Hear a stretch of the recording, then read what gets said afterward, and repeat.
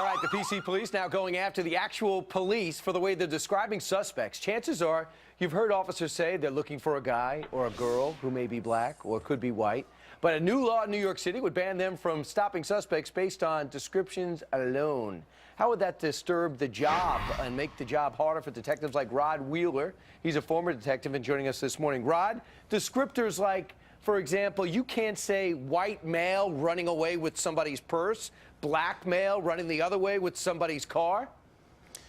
Nope, that's right. You can't do it according to this law. They call it the Community Safety Act in the city of New York. And actually, I think it does everything but keeps the community safe. And I can tell you, Brian, a lot of police departments as well as a lot of community groups oppose this crazy law. I mean, it's really ridiculous. Look, here's the thing, real quick so the viewers understand. Apparently, in some precincts in the city of New York, they have an issue with some renegade cops maybe overstepping their boundaries, if you will, in terms of stopping suspects. So we get that. But there's ways to deal with that, and the way not to deal with that is by not handicapping the entire police force, right. You know, restricting them from making stops that are good stops.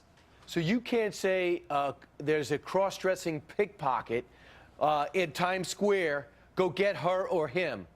You cannot say things like that. You can't say anything about race. You can't say anything about color.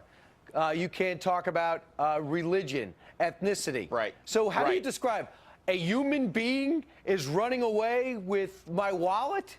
You know what? It sounds ridiculous because it is ridiculous. You know, you can say the person was a male. You can say that the suspect was a female.